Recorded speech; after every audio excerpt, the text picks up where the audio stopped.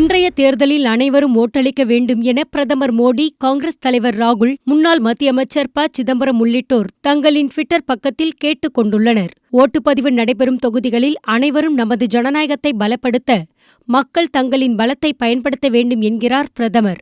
இன்று நீங்கள் அளிக்கும் ஓட்டு நியாயத்திற்காக ஓட்டளிக்கிறீர்கள் என்பதை நினைவில் வைத்துக் கொள்ளுங்கள் என குறிப்பிட்டுள்ளார் ராகுல்.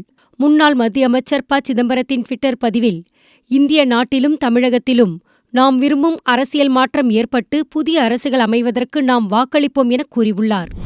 தமிழகத்தில் அமைதியான முறையில் ஓட்டுப்பதிவு நடந்து வருவதாக தலைமை தேர்தல் அதிகாரி சத்யபிரதா சாகு கூறியுள்ளார். பதற்றமான ஓட்டுச்சாவடிகளில் கூடுதல் பாதுகாப்பு ஏற்பாடுகள் செய்யப்பட்டுள்ளதாகவும், பூத் ஸ்லிப் இல்லாவிட்டாலும் பட்டியலில் பெயர் இருந்தால் அடையாள அட்டையை காட்டி ஓட்டளிக்கலாம் என்றார். புதுச்சேரியில் லோக்சபா தேர்தலுக்கான ஓட்டுப்பதிவு விறுவிறுப்பாக நடைபெற்று வருகிறது.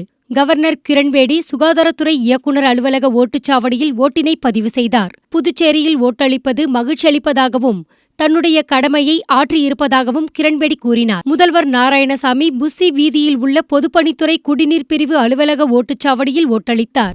அமமுக துணை பொதுச் செயலாளர் டிடிவி தினகரன் சென்னை அடையாறில் ஓட்டளித்தார்.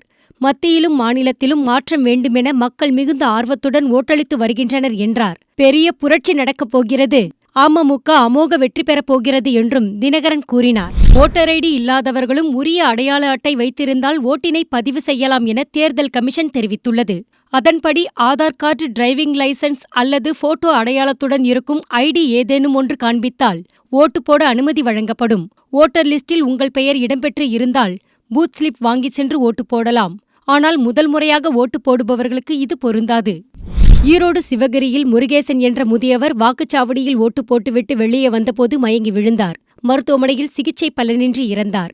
சேலம் வேடப்பட்டியில் கிருஷ்ணன் என்பவரும் ஓட்டளித்துவிட்டு திரும்பும்போது வாக்குச்சாவடி முன் சுருண்டு விழுந்து இறந்தார். நீண்ட நேரம் வெயிலில் வரிசையில் நின்றதால் இருவரும் மாரடைப்பில் உயிரிழந்திருக்கலாம் என கூறப்படுகிறது. என்ன தெரிகிறது? ஓட்டு போட்டியா? நான் போட்டேன். நீ?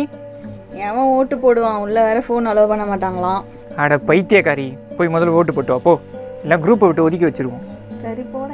நீங்களும் போய் ஓட்டு போடுங்க.